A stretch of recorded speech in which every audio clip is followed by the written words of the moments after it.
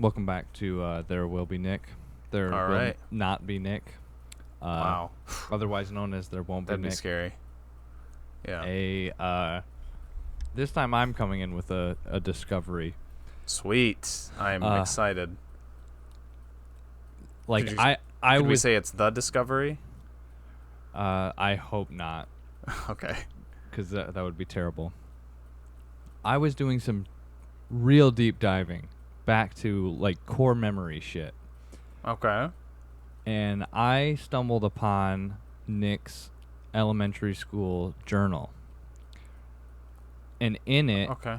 he referred to his parents as Criterion and A24. So I think there's some kind of Freudian thing going on with those situations. Definitely. Definitely. We could do the Emma Thompson fat suit thing, but that's also like kind of political. What is that for again? We I- talked I about know it I've- in the Discord for a little bit about how like, do we really need another skinny actress in a fat suit? It's like, do you mean an actor playing a character? Is that what you're talking about? Oh, it's Miss Trunchbull. That's right. Yeah, I mean, we live in a very like one single use like only world, like single use. Wait, that sounds like that's Man. fucking Fight Club. That's Fight Club. But we do live in that kind of society, and now like we're gonna like even actors are gonna be single use only, and it's gonna be like, oh, there's your one role because you look exactly like this character, but then that's it. You can't do any more. Yeah. Well, Man, that's it's so like- funny that like this is the hill that she's dying on too. Right. It's like for the Matilda remake. Yeah, and What it's a- so funny. All the people. What a dunking bold on her. statement you're making. Right. Here's the thing too: is unless you are the person who played Miss Trunchbull in the '90s one, fat people don't have that body. I'm sorry. Yeah, no, that's the whole point. Is like people started going back and forth about like, well, she was an Olympic shot putter and she's actually strong. She's not fat. She's supposed to be built, and it's like, okay, yeah, that's actually kind of a good point. But still, like, she doesn't even look human. She looks like 3 kids inside of a trench coat type shit. Instead of Miss Trunchbull, it's Miss Trenchcoat. Yeah. And she forgot to take the hanger out of her jacket or something. It looks dumb. It looks bad. Like the original actor, like she was like perfect for it, I think. But yeah. Yeah. Yeah. I mean, yeah. I don't know. I kind of go back and forth between that, where it's like, yeah, there should probably be some sense of like representation in Hollywood, but also, it's Hollywood and they're all like beautiful people. So just give me that. I don't know where I'm going with that, but it's just like I don't give a shit. Yeah, You- just give me like boobs and hot chicks and like hot dudes and like that's Yeah, all dude. I care about. Like I don't want just say like at the beginning, just like nod and wink at the camera and be like, oh, pretend she's fat the whole time. Yeah, I mean, yeah. There's obviously some limit to this, like black facing.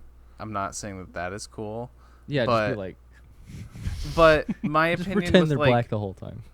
my opinion with stuff like that is just like audition people, and whoever is the best fit for the role, give them Right. the role, Yeah. and that's the end of it because Yeah, I it is thought an we were- acting role. I thought we were supposed to and- do it based on like talent and skill, not based on looks. Like Exactly. It's like, I mean, well, okay. To be fair, looks fat can people aren't factor. talented. Is Yeah, that what you're yeah. gonna say? No, I was Yeah. saying like looks do factor into like a person being chosen for a role. Yeah. Right. Sure. They have to. But still, like, that's not all of it. I know. I just said that like Hollywood Definitely should just make into beautiful, should make movies with like beautiful people, but also I really appreciate certain directors that just fill their movies with like normal looking people that are just random. Yeah. Like I also like really appreciate that, where it's like not every single person is like a 10. Right. Mm. For sure. It adds to the realism. But also with Matilda, she's got like psychic powers, and Miss Trunchbull like puts children, and she puts them in the chokey. Like it's a completely fanciful world. So it's like, I don't really care if she's wearing a fat suit. I don't care if she's wearing Yeah, it's like a fucking Roald Dahl book. Like, yeah. Jesus. I don't care if they were like, actually in this one, Miss Trunchbull is gonna be Mr. Trunchbull, and he's gonna be a javelin thrower. It's like I don't fucking care. We need a non-binary Miss Trunchbull, but y'all ain't ready for that conversation. Yeah. Or in the Witches, they wanted like, I don't know, an actual. No, I was gonna go really racist with that. Yeah. I mean, we've gone way past 2 minutes, so this can definitely get Yeah. cut. But like, what if it was Mrs. Transition. Welcome back, everybody, to episode 52 of There Will Be Duds. I am your co-host TJ, aka J Spot Jack Cheese, and with me, as always, I am Nick, aka Dr. Funk on Twitch, and with me, as always, As all weebs, I am Travis, aka the Super General. and as always, what? did you say episode 52? I think it's 53. Fuck, you're right. God damn it. Yeah, whatever. It's 53. 53. Scratch that. Reverse it. Yes. Episode 53, There Will Be Duds. And as always, we watched a movie this week.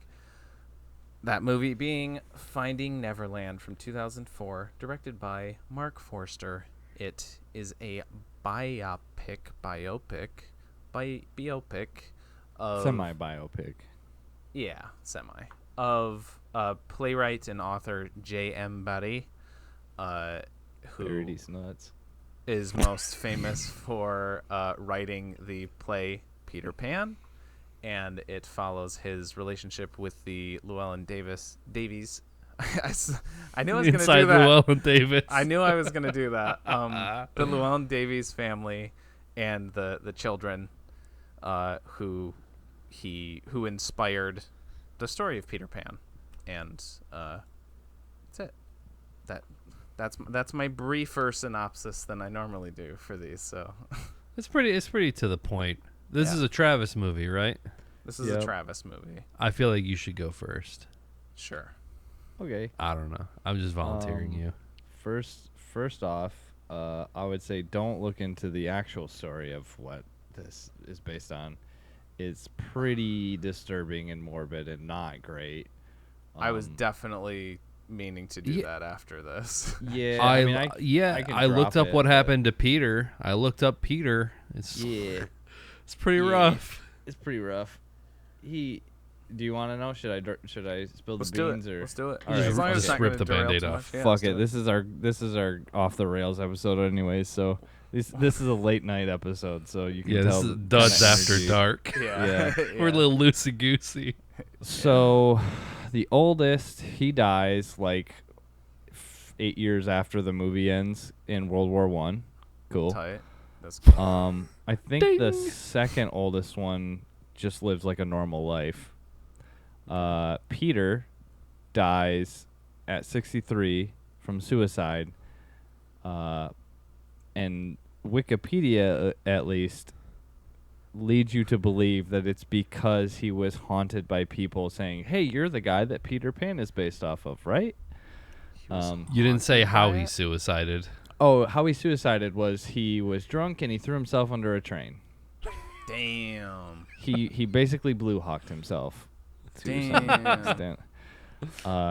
And then the youngest died. Wait, we can't say that on YouTube or we're gonna get flagged. We have to say he never landed himself. he never yeah, he probably didn't. He probably in midair died, so he technically never landed. His soul never landed. Damn.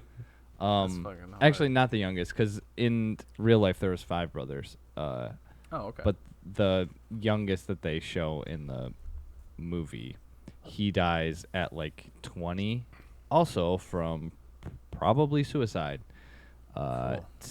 They lead you to believe that he was potentially gay, and back in 18, that's definitely a no-go. That's a non-starter. So him and his potential partner had potentially a suicide pact, and potentially drowned themselves, but they definitely drowned. It's just the other stuff Jesus. is up for debate. Well, the other aspect of Peter's death was that his entire family, like his wife and children, had Huntington's disease. Yeah, they had Jesus they had recently been diagnosed with that, so he was like, Damn. No, Yeah. that's interesting because I know the kid that played Peter Pan in the Disney movie also just had like a tragic life and like died like not that long after of like alcohol poisoning or some shit like that. Wait, you're talking Bobby- about the live action one from No, the animated one. You know, the animated Disney. like the classic. voice actor, you're saying? Yeah, his The name's like the Bobby- 1953 one. His name's Bobby I mean, that Driscoll. was just like anything from like pre-1960. If you became like a celebrity, it was like that was it. Like it sucked. Marilyn Monroe, Janis Joplin, although she was like in the 60s. Yeah. Yeah. If you're like a child actor if you're, I mean, I guess really if you're a child actor, period. But if you're a child actor from like the 30s, nothing. It's all downhill after that. Yeah. After you age out of it, like you're donezo. Yeah. Yeah, I don't know. That definitely, I was looking into that because I had seen this once before, and this had been on my like rewatch shelf. I have like a couple different shelves. One of them is like movies that DVDs I'm talking about. One of them is like movies that I've bought that I haven't seen yet, and then I have another one that's like actually it's like 3 shelves that is like I need to rewatch this because this one like was a huge. I remember the first time I saw it, I was like, holy shit! It really like hit me hard because I didn't know it was coming. This time I knew what was coming, and also I knew the reality, so it kind of put a damper on it a little bit, but I still enjoyed it, I guess. I think Freddie Highmore fucking crushes it for somebody who's like young as he was. He fucking nails it, I think, for the most part. Yeah, sure. I kind of like the little vignettes, cutaways to like the fanciful like pirates.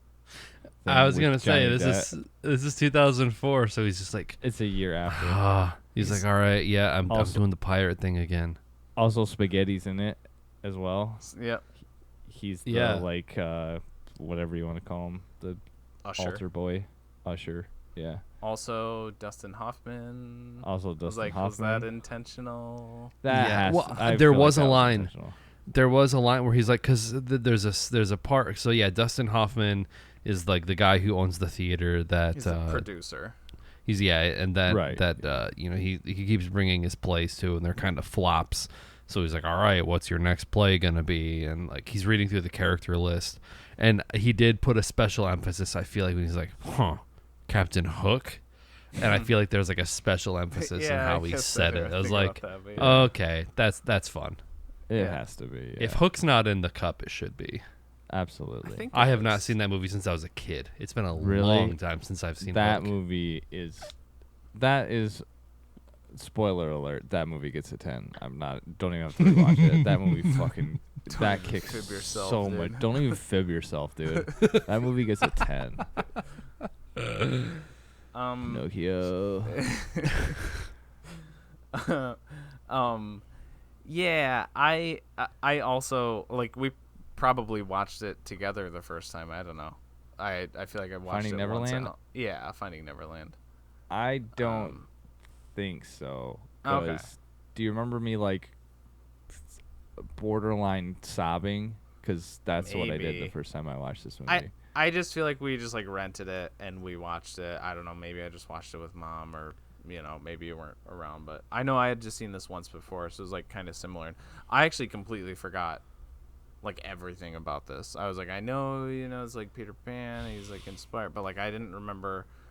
I was like, oh wait, he's like, even at the beginning I was like, oh wait, he's married? He's not like, I thought he was like dating Kate Winslet or whatever, and then he kind of is sort of like so I didn't remember much about it at all, but like yeah, it was just, to me it was just very like, so kind of like how a prophet was like oh, we're doing a prison movie. Here's the basic stuff, you know, or like, okay, I think a good comparison is Walk Hard, the Dewey Cox story, how it's just like highlighting all these things, that all these music, like the music biopics of the time, where like it follows all the tropes and whatever, and like a prophet unironically does, because it's trying to be serious. And then I think Finding Neverland does that the same with these like dramatic period pieces. But so most of the time I was just kind of like, I just wasn't really vibing with it, because it just felt so like Oscar baity. And yeah, it is like I was gonna say, it's a little not formulaic, but a little I would call it formulaic. I guess that's what I'm trying to say. kind of, but it's fairly, it's based on a true story, and it's fairly accurate. They just cut it before it gets real nasty. There's they do leave out some info too, like supposedly his wife, who cheats on him, when they went to get a divorce, they Barry couldn't do a specific kind of proceeding because they hadn't consummated their marriage. Damn. And they had been married for 15 years. And it's Outed widely him like speculated that he was impotent. Nice. Maybe shit. potentially like asexual, because like there was definitely like questions about like, why is he so friendly with these kids? Mhm. That's weird. But like, he potentially was asexual. So even the kids, like when they grew up, they were like, nah, there was nothing going on. But it was also the 60s when they grew up, so they were also like probably pretty repressed, especially since 2 of their brothers died. Yeah. I will say that I kept confusing this movie with Big Fish for some reason. Oh. I was like, oh, Finding Neverland, that's the Tim Burton movie, right? Chloe's like, no. It's like, isn't Johnny Depp in that? She's like, also no. I don't know why. I think they both came out the same year. I think Big Fish was a 2004 Right around movie. the same time. Yes. But anyway, I fully understand that this movie is like Oscar baity and is like very by the numbers in that way. I still had like a tear streaming down my cheek at the very end. It got me. Yeah. I'm like, I don't care. I know what it is. I know exactly what it was going for in 2004. It was up for a bunch of Academy Awards, but when they do the play in the house and Right. Kate Winslet's dying and like she walks into Neverland with everything else, I'm like, it got Yep. me. It got me. So Yeah, it achieves. At least the first time you watch it, it probably. You hadn't seen it before, Nick? nope, I have not. So yeah, I'd be curious in like 10 years if you watch it again, if you have the same reaction, because that's like how it was with me. It's like, yeah, I can see why I was so affected by it the first time, but Yeah. once you know the whole thing, it's kind of like, well, Yeah. it doesn't land quite as hard. All I remembered was, like, I didn't even remember that Kate Winslet died. I mean, it's pretty apparent pretty early on that, like, oh, she's sick. Yeah. Oh, okay, she's gonna die. Okay. But, like, all I remembered literally about this movie was, like, okay, it's about the guy who made Peter Pan, and there's, like, a scene where they're on a park bench and Freddie Highmore's crying, and I'm pretty sure that part is, like, pretty emotional. But, like, it just did nothing for me this time. It might have been affected by those notions that I got pretty quickly on of it just being like really cookie cutter or whatever. But also I just couldn't connect. And I think I realized that that Marc Forster might be like one of my least favorite directors ever. Like he's never made anything. Well, I don't want to say that because World War Z is pretty fucking terrible. But he's really good at churning out these just basic ass movies with no directorial style, no flair, Right. no nothing. They're just so forgettable, and I fucking hate that. And like, yeah, he's not bad. He's just boring. exactly. He's just exactly. like- He's very safe. Yes, it's Yeah. very like you said. There's like no uniqueness to it. It is very just like it's the way I thought of it is like, you know what? This is what I would make because I feel like I'm not that creative. I don't have a very like distinct visual style. So if somebody's like, "Hey, make a movie about that," because there's like, yeah, okay, they're pretending. Like it just even with that, I didn't give it like all that much credence. With like, yeah, okay, yeah, cool. The imagining, show it. Wow. Like, I don't know. It's just it's very by the books, by the numbers. Yeah. Yeah. But I mean, I still think like that aside, the performances they hold up, and they're all like, even all of the kids, like the youngest kid. I did like all the kids. He's like pretty good, like which is hard to do, especially if there's 4 kids. Yeah. There's usually gonna be at least one stinker. Like, I don't mean like naughty. I mean like bad actor. Like they're all like pretty good. Like when the oldest has his turn and he kind of becomes the man of the house type thing, it's believable and it's like seems real, I guess. I really like it seems to be written pretty well. I like the whole thing, like when James or Johnny meets Michael at the park the first time, and he's locked under the in the prison. dungeon. That's a really good like back and forth, and I like how the kid is written, and he's like the older brother comes up and he's like, maybe my favorite line of the entire movie. He's like, "Oh, sorry if he's bothering you. He's only 5." And then I think it's Michael is the youngest. He's like, "And I'm in prison for it." And what precisely is what did you say your name was? Michael. What precisely is Michael's crime? He's my younger brother. Fair enough. Sorry, lad. Cannot free you. That's all right. Do you mind us playing with your dog? No, go on. This is Jack, second in line to the throne. Good dog. And that one's Michael. He's only 5. And I'm in prison for it. Yeah, I like the way that he talks to the kids, because I am very much a person that like I can't do little kid talk. I can't do baby talk. Like if I'm in a situation where like I have to talk to a kid, I'm like, "Hey, how's it going? Like, what's up? Like, what do you like an adult to them? Yeah, and I appreciate that, because I think take on Roe v. Wade, kid. Like for instance, like we went to a movie at the Wealthy Theater, and we were like, getting our tickets there, and there was like a little girl that had she's like, "Do you want a stamp?" She had two stamps, and I was like, "Yeah, sure. Like, which one?" She's like, "I don't know, you pick." And I was like, I don't know. And she's like, "Close your eyes." And I was like, "Good call." And then I like put my hand out. She stamped it. It was like a blue paw print. I was like, "Yeah, good choice." I was a big fan of Blue's Clues when I was a kid, and like, it was a very like adult transaction the way that I talked to her. But I was like, kids are smarter than they let on, and I think if you talk to them, like, right. Obviously, I'm not gonna be like talking to them about taxes or something, but I'm just like, "Yeah, how's it going?" Like, I'm talking to you like you're a person. Yeah, not the like overly gushy like, "Oh, that's so boo, cool." Yeah, I hate what do you that got shit. there? Stamps? That's awesome. Yeah. Did you get those by did you pick those out? Yeah. I hate remember that like shit. when I was a kid, I hated that. I was like, dude, every kid Yeah, past, bitch, I like- got some stamps. Shut up. Yeah. Every kid past like 8 just wanted to be a grown up. Like they didn't want Yeah. to be a kid anymore. They wanted to be seen as like a grown up. So it's like Yeah. they don't want to be treated like a baby. Yeah. Except for the ones that are babies, little pussy kids.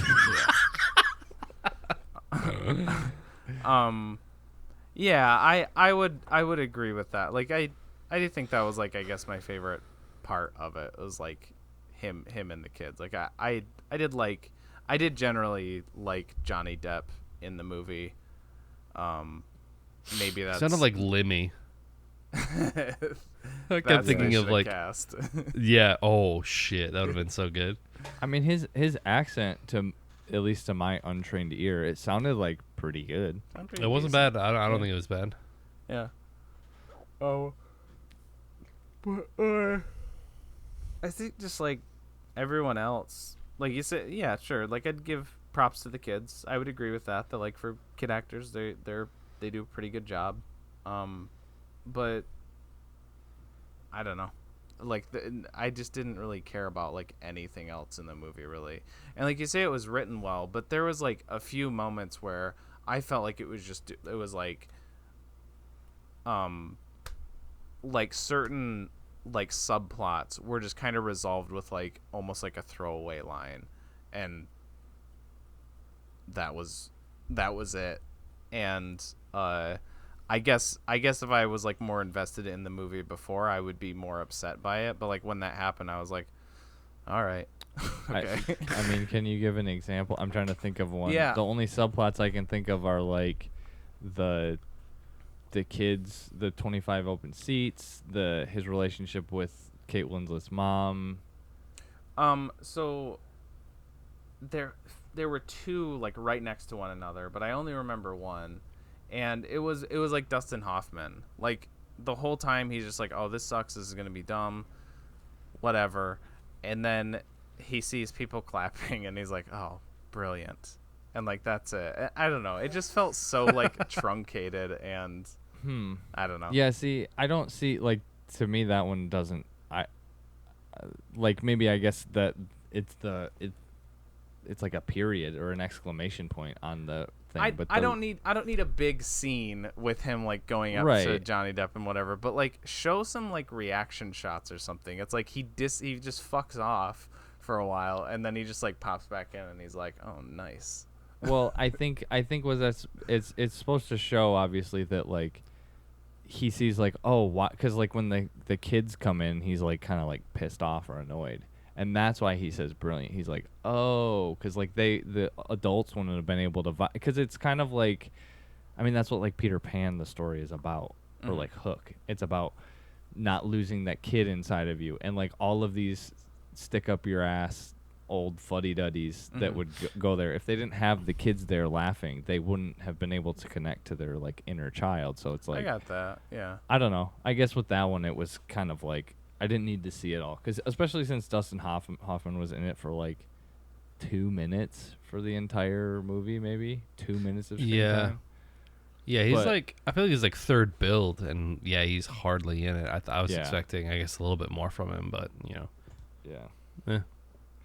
Speaking of the Peter Pan thing of it, it's like I feel like Peter Pan has like the hardest dichotomy of like good interpretations to bad interpretations. So it's got like Finding Neverland, which is like pretty solid, and then it's got Hook, and then like the animated one, and then on the opposite side it has Michael Jackson's Neverland, which is like pretty bad.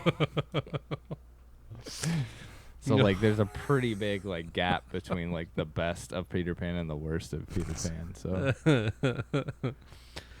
yeah, wasn't there a 2004 Peter Pan movie? I feel like there was one that like my siblings watched all the time. That's the one that Kelly watched too, and it was like it's 2003. She said that was her favorite, or that was her first crush, was that kid. Jeremy Sumpter. Yeah, it was either that or it was Devon Sawa from like Casper. 2003. Okay. There's also the one from like a few years back that was just called Pan. Oh, I've heard of that one. Pan the Man. That one was also not good. We gotta watch Hook. Hook is it's so good. It's so good. So, okay, here's an idea that I had, because, you know, I wasn't like really drawn into like the emotionality of this one. So I was kind of just daydreaming for part of it. My theory is that like, you know, like he becomes like co-guardian. Barry becomes co-guardian of the kids. I'm thinking in like 8 years or so after this movie ends, he's like, Barry's like kind of, you know, disillusioned of the whole kids. He's sick of them. They're teenagers now. He's kind of like, damn, this isn't really like it doesn't really get me going like it used to. Grandma died like a year later because the life expectancy back then was just like she was an 47. outlier. Yeah, she was an outlier. She was like it was a miracle that she was still kicking. She was 49 in that movie. But like maybe my thought was that like his wife left him, his like actual love of his life, which was Kate Winslet, died. The kids grew up and they were kind of shitheads. He had to like take care of them himself. And he just became like an alcoholic and a drug addict and like a recluse. And then he changed his name to Willy Wonka, and Freddie Highmore became Charlie. His name got changed to Charlie. Oh, very nice.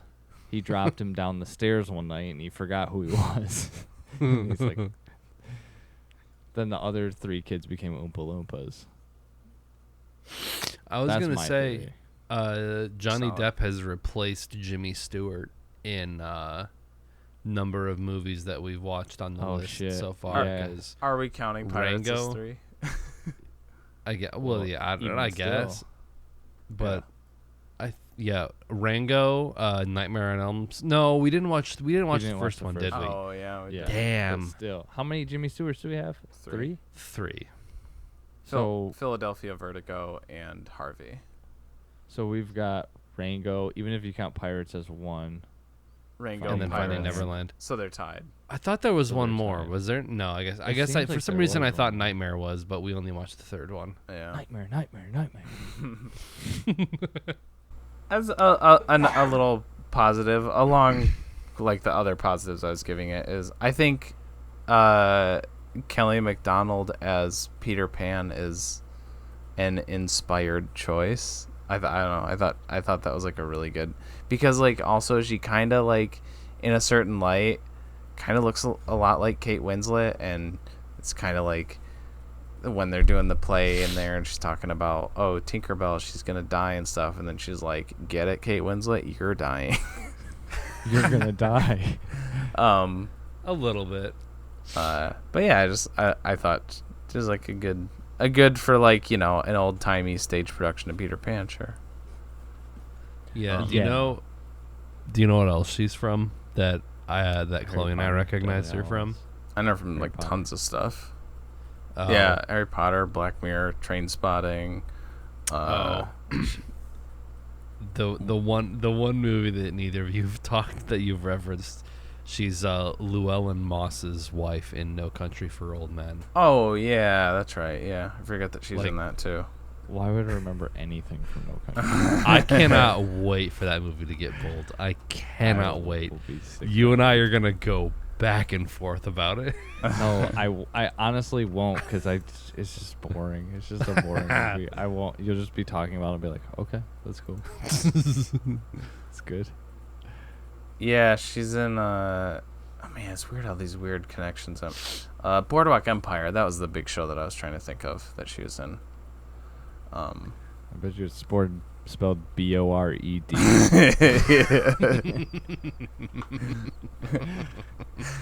That's pretty good.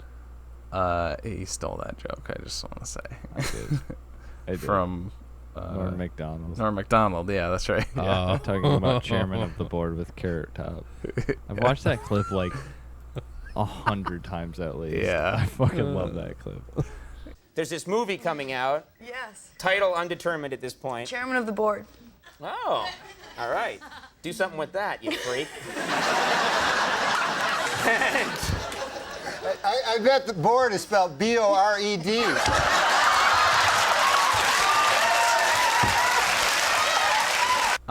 It's funny because when watching this, I was like, man, this reminds me like exactly of.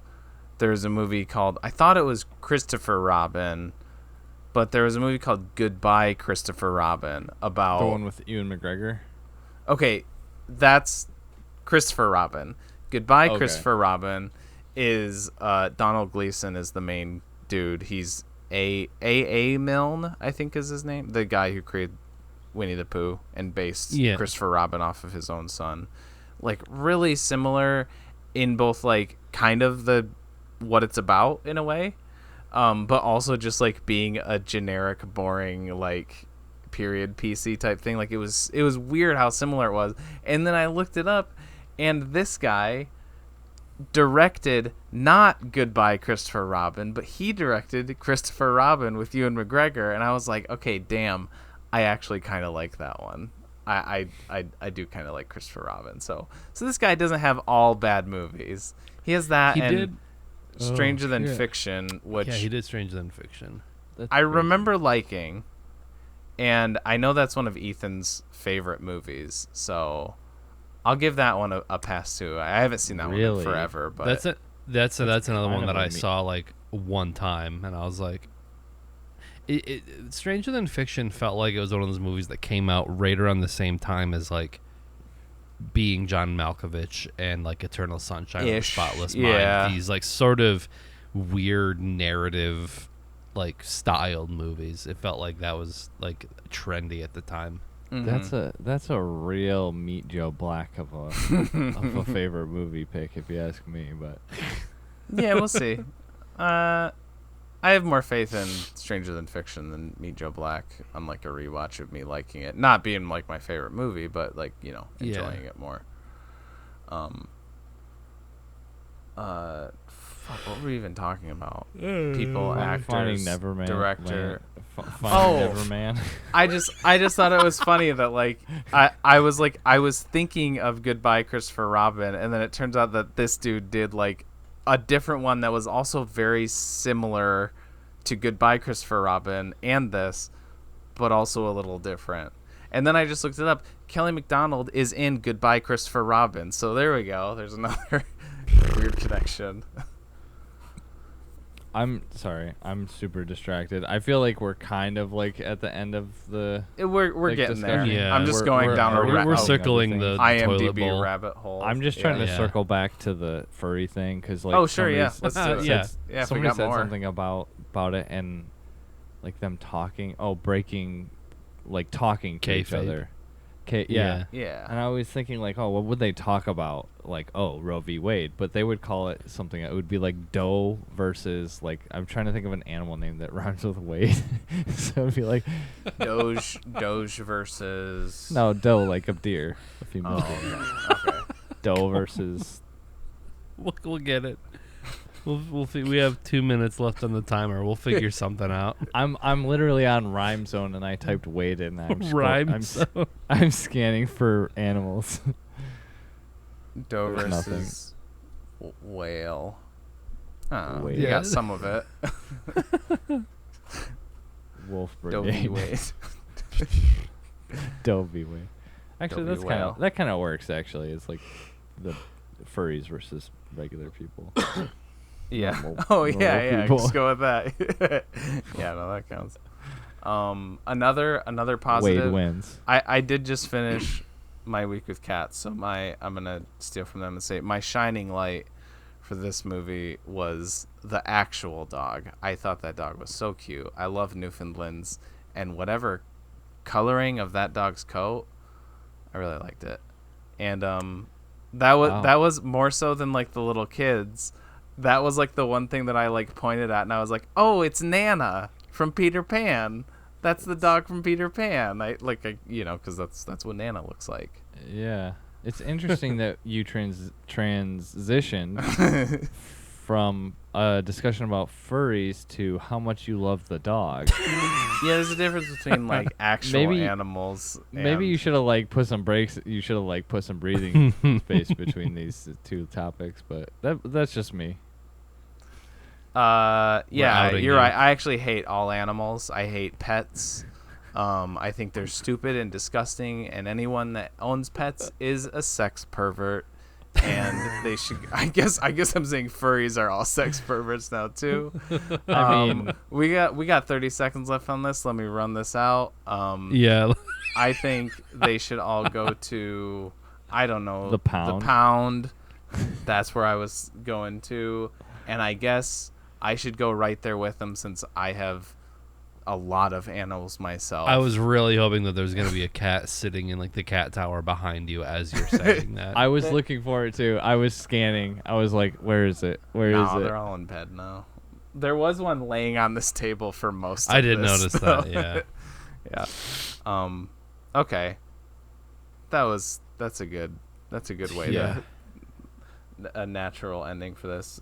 So who wants to give our first rating for the movie Finding Neverland, I can, starring since Johnny Depp? it's my pick. Sure. I don't know. We already like ran out of things to say. Like it seems like maybe half of this discussion was about the movie. So I don't think there's really much to add. I just think like it's a fine movie. I think the first time I probably would have given this like a 8.5. This viewing I probably give like a 7. It's still like good, and it's like it is Oscar baity, and it's got like some corny moments, and it's it is what it is, I guess. It's just like a very straightforward movie, but it's still like I said, it's got its pros, so still 7. Yeah, I'm right there with you. I was also thinking a 7. I have not seen this movie, and yeah, I totally understand that it was like Oscar baity, like to a T, everything about it. But it got me. It just got me. Like I couldn't help it, and I thought, like we were talking about the kids are great in it. Like there wasn't really. Yeah, I feel like it's both to its benefit and detriment that it was like such a by the books movie, that it was like completely like inoffensive. It was just very cookie cutter. It was very fine, but it didn't have any of like that risk taking or auteur flourish that would have maybe elevated it a little bit more in terms of its material. It was just very by the books, but it still got me. So I gotta give credit where credit's due. So yeah, I'm sitting at a 7. Yeah, real quick, just like kind of going along with what you were saying, the thing with like the little vignettes that they would like put in, like the like fairy tale, like it seems like they didn't. It was like they did one. They didn't do enough of them. They needed to have more of those, because it was kind of like, oh yeah, they're doing like. It's like, if you're gonna have this gimmick, like you need to have it more consistently. I was gonna say my only note that I wrote down was like, damn, Johnny Depp just has to do Rango in every movie that he's in, because there was the scene where he's like in the western, like he's in the desert and he's like in the town. I was like, shit, this is Rango and pirates. Yeah, maybe going off a couple movies that we mentioned already, just like have like Tim Burton or Michel Gondry direct this movie at this time. Right, been a lot cooler. It would have been really cool. Yeah. Instead, they picked the guy that directed one of the worst James Bond movies ever, and also the terrible adaptation of a book that I really love, The Kite Runner. Marc Forster, I blame you. I gave it a 3. That's what I settled on. So like, it's a lot of times with these kinds of movies, I'm like, I just want to give them 5s, because I'm like, yeah, whatever, it's but I guess maybe I was just kind of in a more or a less forgiving mood, probably because like it wasn't my cup pick, and I was like, this is bullshit, they should all be my picks. But I don't know, at the same time, I'm like, I can't just keep just like giving all these movies the benefit of the doubt when like if they're just not doing it for me. But at the same time, it wasn't like offensively bad, and in that sense, like I can't go lower than a 3, I guess. Whereas like A Prophet was just like, it was so fucking long, and it was so fucking full of itself. It is so like this one was like a little easier to take in, despite like my general dislike of it. It was empty calories. Yeah, that's a good way to put it. Yeah. So yeah, 3. I'd say it's more of a discovery than a prophet to me, I guess. Somewhere on there. Yeah. Except the discovery is terrible. Like objectively terrible. To me, it's like it's kind of on the same level as this. I don't know, but yeah, it is what it is. Speaking of, it is what it is. Speaking of position, I'm thinking we're back. Wait, are we back? I'm thinking we're back. Okay, yeah. So I just got a couple hot recommendations. One of these, if it's not in the cup already, I would like to suggest that it is put in the cup. But spoiler alert, this is going to be a future 10 out of 10 for me. If it is pulled, I went to go see Pee-wee's Big Adventure at the Wealthy Theater last week or earlier this week, and hot damn, that movie holds up and is so funny and just perfect. And it was such a joyous film to see on the big screen. It's I'm assuming you both have seen it. Oh yeah, Not for a long time, but yes. Oh yeah, it's so good. The jokes used to land. be big Pee-wee fans.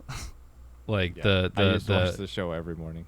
Yeah. Oh yeah, with shit, Larry Fishburne. Larry Fishburne. Yeah. Yeah. Hell yeah. But you know I was like, do you remember your name? No. Well, what do you remember? I remember the Alamo. What? It's such a good joke. I didn't realize it was written by Phil Hartman also. It's like a Phil Hartman, he has a cameo in it. And then the other thing, I don't know if you guys are like big Adventure Time fans, if you've ever really watched that show at all. Yeah. But, we've been kind of, now that we both work like Monday to Friday 9 to 5 jobs on Saturday mornings, we've been kind of making like breakfast and watching Saturday morning cartoons. But we've been watching some Adventure Time, and I haven't seen all of it, but we watched like the series finale tonight, like the last episode that they did. Mm-hmm. And I feel like I give a lot of shit to like these cartoons that I feel like are designed for like 30-year-old millennials to like get in their feels about. Like I feel like overall there's just like way too much of that, but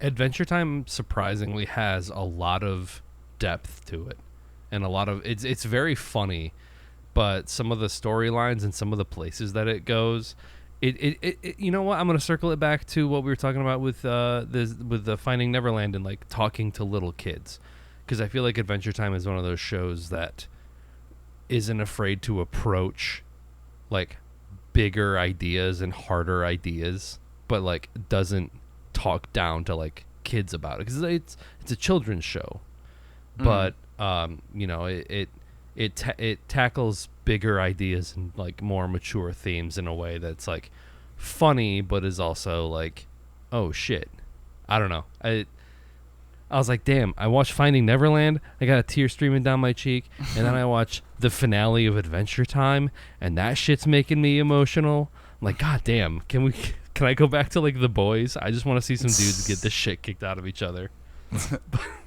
But those are my two recs for the week. Now let's talk about some other. My hot rec, and by hot I mean hot pile of shit, is I was dragged to see Jurassic World. Oh no! Nice. Oh no! I'd seen the first two. The first one's solid. The first one's decent. This one is the closest I've ever come to walking out of a movie theater. It's Nice. 2.5 hours long. It is so self-indulgent. It thinks that it's like Avengers Endgame or Rise of Skywalker, where it's the end of this big thing, and they've got to send this whole. It's the same exact marketing as Rise of Skywalker. All the trailers were like the end of the Jurassic era, because these movies were always planned as a 6-movie series, and just like Star Wars was always planned to be 9 movies. And there's definitely a concise through line between all 6 movies. I don't remember like anything like there's like some girl who has like dino DNA in her, and she's like psychic with dinosaurs or something. I couldn't really follow it. It was fucking so boring. I was just out of it. yeah, it gets a steaming pile of. It's right above Un Prophet. Like I would, Nice. Damn. it's so boring and bad. Don't go see it. The best line, I will say, one good line. Well, there's a couple cool dino kills. Like dinos, like there's like a dude on like a Segway and he like doesn't know the dinos are out and he just gets like sideswiped. Sweet. And then Chris Pratt like choke slams a dino or something like that, which is kind of sweet. That's kind of cool. The best part of the movie is Jeff Goldblum, obviously, and he has a line where he goes, I don't even remember the context. He just goes, I had a dog that humped my leg so much that I got a callus on my shin. Don't. Okay. Yeah. So I that's don't even care Jurassic what the World. context is. Yeah. That sounds like terrible. Dr. Ian Malcolm to me.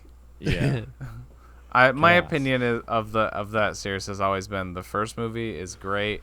Everything else is fucking mid as hell. that's it. I'd give Jurassic World like I'd give it like a 7. 6 and a Nah, half, 7. I didn't like. That's like maybe the only movie in theaters that I've fallen asleep to. I don't fall asleep in the theaters, but I did to that because it was boring as fuck. I fell asleep to Cats. As I was editing that, I remembered. I was like, oh yeah, I did fall asleep in the theater to that. I was just like I could see that. nodding off. Yeah. I wouldn't blame you for that. All right, I feel like we can go a little bit over time for this though, for like this next thing. We can go. We Well- can bleed into the wrap up. I'm sure. Yeah. Let's see. So we also, me most recently, which is why we're talking about it, right before the second part of the season drops, we all watched, along with everyone else on the planet, watched the 4th season of Stranger Things, Part 1, which is most of the season, but yeah, I really dug it. I've watched each season as they come out and then never watched them again. So but I feel like after watching this one so far, and who knows, maybe the last 2 episodes are really gonna just Shit the bed. yeah, maybe. I'm hoping not, but from what I can recall, I feel like this is the most like into the show I've ever been. Yeah, same. I think the first season is. The Oh, first season no, is no. the only other like contender for me. That's the only Yeah. other one where like 2 That- is like not good. 3 is okay. 3 is like kind of fun, but the second and third one I just don't remember anything about them is the thing. Well, Except that really shitty episode in season 2 that everybody hates. I feel like there should be a Topher Grace Phantom edit of seasons 2 and 3. No way. I feel like I said like the same thing when we were Did you? watching this. That's so weird. Yeah. There, like, I feel like so much of those 2 seasons could be just cut down into like 4 episodes, and like we get it. Yeah. Because like I feel like I've said before on Duds, at some point in time, I guarantee that like season 1, I feel like that's like such a tight season of a TV show that like they could have ended it ambiguous. They could have ended it right sure. there. 100%. Could have been done, and then with each subsequent season, I was like, they're just dragging this horse out and just beating it. It's like that Dragging thing. these nuts. Have you ever Sorry. seen that? It's like the really well drawn picture of a horse, and then as each season goes, it gets like closer and closer to just like stick figure children drawing it. yeah. Like, I feel like they do that with Game of Thrones. It'll be like Game of Thrones seasons 1 through 4, and it'll be like this really nice hindquarters of a horse, really detailed, and then it gets to like the next seasons afterwards, and it's just like becoming more and more just like childlike in its drawing style. And yeah, this is we definitely binged it, and you know what, egg on my face when I saw like the runtimes of the episodes that got leaked. I was like, come on, like an hour 20, really? But then I watched them and I was like, yeah, okay, it's pretty good. This is Yeah, pretty the good. runtimes did not bother me at all because I was just like, yeah, I want this episode to keep going. It's like this thing is like Yeah. it's not the best thing I've ever the seen on most part. TV by any means, but like it was very compared to the engaging. previous seasons. compared of to the it, previous this- seasons. Yeah, Yeah. yeah. I think a lot of that has to do with the villain of Vecna, where it's like something that can actually talk and has like a motive. Like all the other ones are just like monsters, which is like cool if you're doing like an 80s throwback monster of the week type thing, but like you don't really care about them when they're literally just D&D monsters. But Vecna is like has motivations, has desires, has things that you want in a good villain character. Yeah. And plus there's some really neat twists and turns along the way. Although, as I was telling Nick beforehand, everything about him was spoiled for me by just like random Facebook ad. Hey, look at this actor's transformation into Vecna for season 4, and I'm like, oh, I know who that guy is. I thought it was pretty telegraphed anyways. I think you still would have figured it out. But like maybe some of it, but I was like the fact that he is Vecna and Henry Creed and number 1 was like all of that together. I'm like, I don't know. Maybe I would have like figured out one of those, but all 3 of them. Oh. The only real I'm just saying criticism that I have is that like Vecna is so close to like a D's nuts joke. Like it has the same, like Ligma, Sugma. Oh, okay. It's just like adjacent. It's kind of like a tease. It's like sure. This is episode 68, and then we have episode 70. It's like, come on, just give it to us. Just do it to him. Just do it to him. Come on. Yeah, I don't know. It's good. I think the next 2 episodes are going to make or break the entire season, though. I totally agree. I'm so worried. I think it's going to be a cliffhanger. I think the next 4 is going to bleed into 5. I think so too. I'm like Vecna feels like he has to be the final bad guy, right? Yeah, it definitely feels like they're moving towards endgame territory. And like Hopper's been out of the show. I mean, there's been like sequences with him, but like very much kind of like the boys right now. Everyone is like separated. Yeah. And like everyone's got their own kind of thing going on. And I feel like the final season is going to be like everyone on a unified front, Mm-hmm. We've been trying to figure out like, cuz I feel like there's going to be like maybe 2 like major character deaths in these next 2. And we've been like kind of agonizing over who it could be. Like could be Steve, because I feel like Steve has had like such a good redemption arc. Yeah, I'm feeling Steve too. It's Steve or Eddie Munson. Not Eddie Munson. That's actually a character. Ed. No. I thought you meant Eddie. Yeah. No, I was thinking like Eddie Munster because I was trying to make fun of the whatever the Will's brother. Oh, Jonathan. Yeah. Jonathan, yeah. I was thinking, just because of like the tables, like that whole thing. I don't really like Jonathan. I thought Will hasn't had anything to do this whole season. So yeah, I feel they were like him or Mike. Will could really. yeah, like maybe Will could have, because I feel like Will had the first season where he got lost in the Upside Down, which I thought was interesting that someone pointed out, because like people are trying to like piece together like if Vecna's been around. What you're gonna say, yeah. If people are like trying to like piece together if Vecna's been around from the beginning, and people are theorizing that the only reason that Will survived in the Upside Down in the first season was because he kept singing "Should I Stay or Should I Go?" Yeah, because it's like his favorite song. Oh, that's cool. Okay, that's cool. I like that. Yeah. So like, well, I mean, he has been around because like he was the one that killed Barb, right? Right. People are thinking about that too, like they're trying to piece together stuff, because apparently like you can hear clocks in like the first couple seasons, and like it's like it's all present apparently. Okay. We did start watching like the first season again. Chloe's kind of watching it.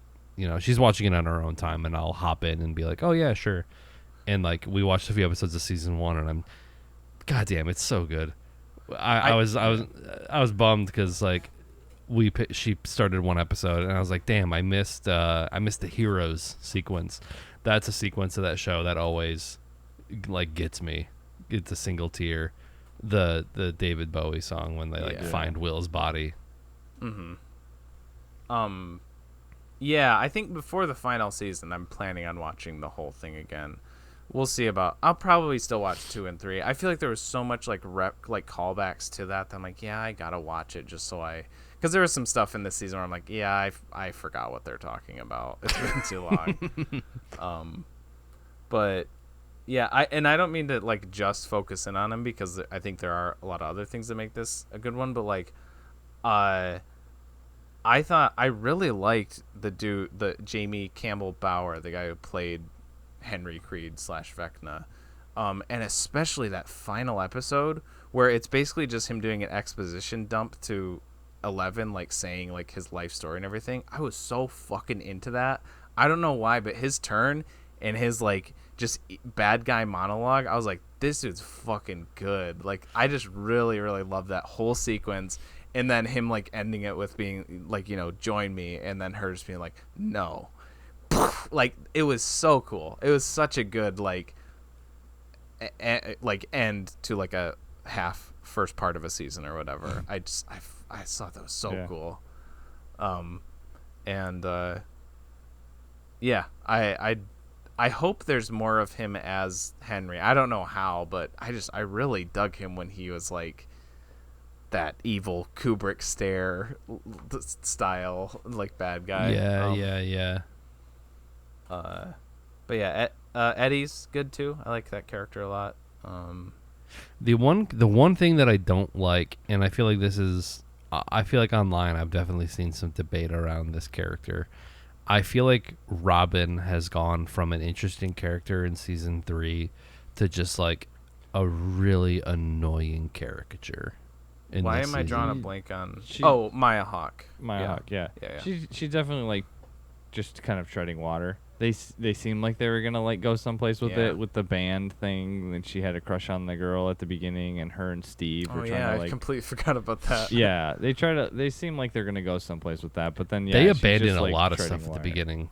Yeah, like 11 having trouble in school, and like her clobbering the girl in the face with a skate. Yeah, that was pretty good too. Attempted murder. Yeah, I'm sure it'll come back. It kind of has to, because that'd be ridiculous. Maybe that's why they split it up, so you'd forget about that kind of stuff. But Robin is 100% like the like quippy Marvel character in this, and it's just like, damn. It's she's like, yeah, I'm just like the overanalyzing theater kid and blah blah blah blah blah, and like I'm just I'm doing this because I'm awkward and I have OCD, or like it's just come on. Yeah, and Paul Reiser is like the movie ending speech giver. He just like every time he would do like a little speech. Did you say Paul Reiser?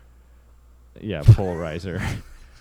It makes my pole rise. Yeah. No, he just every time it seemed like he'd like it'd be like a montage of like 11 like going to the like isolation chamber, and he'd be giving this inspirational speech of I don't know.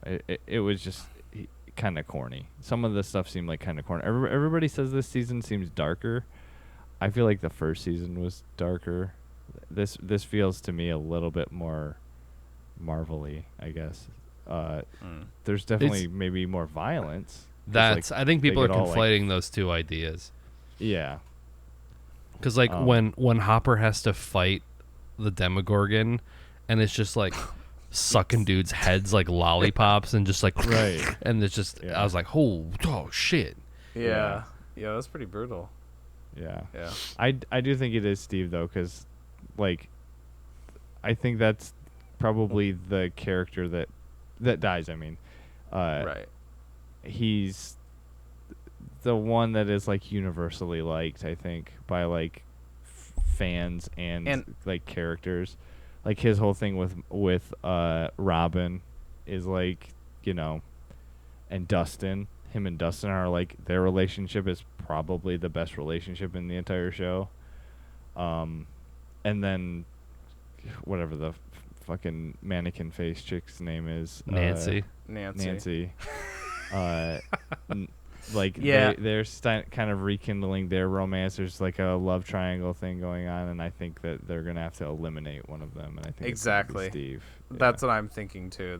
They're like kind of teasing that thing, but she's still kind of in that gray area with Jonathan, and like I think what's gonna happen is Steve is gonna die, and then that's gonna be like maybe some kind of like sort of I don't know. It could go either way. Like she's gonna be like, oh, I somehow that's gonna make her be like, yeah, I don't need to be with Jonathan, or like I do. I don't know. I feel like it might like inform. Yeah, she the might not be resolution to it. She might not end up with John. That doesn't mean she'll end up with Right, Jonathan. yeah. But she might think like, oh, actually I should be with Steve, and then Steve's gonna die. I think like the whole thing with there was that cliffhanger of the one episode where he goes to the upside down or whatever. Oh, it's called. yeah. It was like the second. And to it last shows him episode. getting like chomped up, and like people Yeah. were thinking like, oh, did Steve die? Did he die? And it's like, no, that would no. You but don't like do character deaths like that. no, it's he's going gonna to have his be big moment. Yeah, that was like a setup for the actual him actually dying, I think. Yeah. Yeah, it could. Should But- be a bummer because I do really like that character, but he's the Charlie of Yeah. the show, or the from Lost, Travis, not from It's Always Sunny. Yeah. No, I know. Or Oh. also what I was thinking is like, that's the Kylo Ren Han Solo moment for this. Like they got to make Vecna like the bad guy, so they have to Right. have him kill off like a fan favorite character. Yeah. So, yeah. But Stay tuned for in a couple weeks when we'll probably talk about the finale. Yeah, we Yeah. can do we'll do a special episode or something. That'd be fun. Yeah, we could do that. do like a Yeah. watch both of them and do like a whatever. A little recap. I'm not. I will say I'm not going to be able to watch them next weekend, but we could probably do Oh, like me the neither. weekend after or something like that. Yeah. We'll see. But yeah, good stuff. And I just want to say,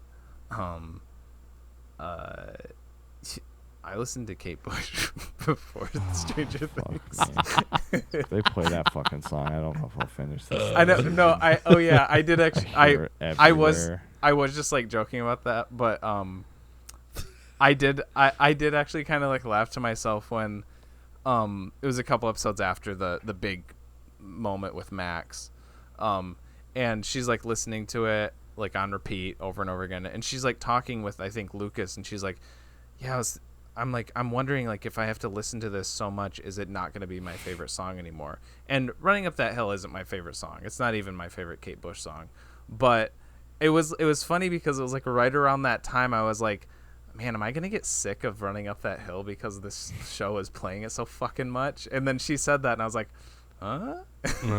At least it's aware of what it's doing to people who actually like this song. Yeah. But yeah. Kind of like The Boys, how I always like notice like I have questions in my head and then The Boys like immediately answers them. Like, Yeah, every time. yeah. That was kind of the same sensation. But yeah, part 1, season 4. I don't. That's it for that one. Let's go into we have a movie. Yeah, pull for a next movie week. cup movie. If it's another Johnny Depp Travis pick. I don't think I have another trying to Johnny think Depp. if Oh there's wait, no, any I more. put Blow in there. I put Edward Scissorhands. I put What's Eating Gilbert Grape. Is Fear and Loathing in there? Yeah, I put that in there. Yeah, that's right. I did I put don't know his if he- entire filmography. Not quite. We are going to be watching Bicycle Thieves from 1948, directed by Vittorio De Sica. So, What is this on? pretty sure it's HBO. It's one of those movies. Okay. One that I've been. Do you not know this one, Travis, or do you? I feel like I thought you probably do. watched it for like a film class or something like that. I'm pretty swerp right now, so Oh, okay. Oh, that's so weird. What? That's so weird that you picked that movie. Because I just saw Pee-wee's Big Adventure.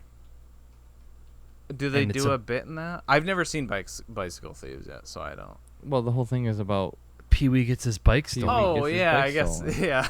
guess Like didn't think about that. I was reading the Wikipedia article on Pee-wee's Big Adventure after I saw it, and I'm pretty sure like Bicycle Thieves is listed as like like it's like a loose adaptation. That's so that's weird. That's funny.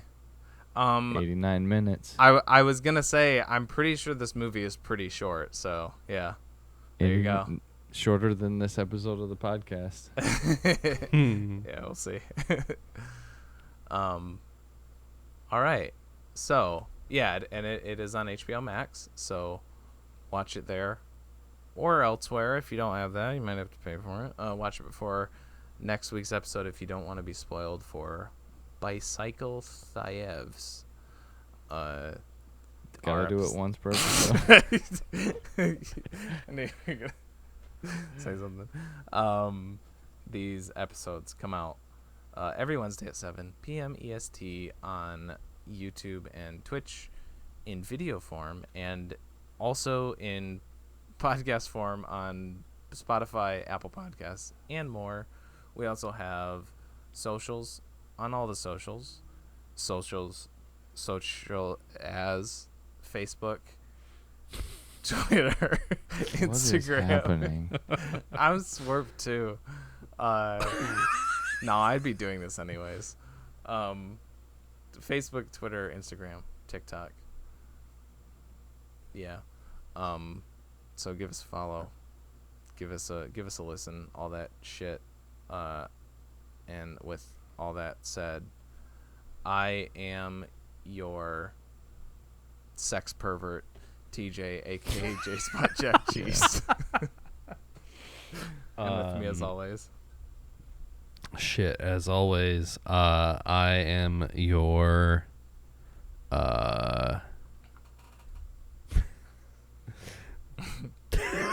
I'm trying to figure out a way to do this. Transitioned co-host. AKA Dr. Funk on Twitch, not my finest hour. That's And where with I'm me going as to. always. As always, I am your Mr. Trunchbull, There we go. aka the Super General. See, like, we hardly even did any, like, about the actual movie that we just Yeah. talked about. So, to me, Yeah. that's a perfect way to wrap up something, an episode about Finding Neverland, which was certainly a movie, and this was certainly an episode of There Will Be Duds. So, fuck Bye. off. Eat shit.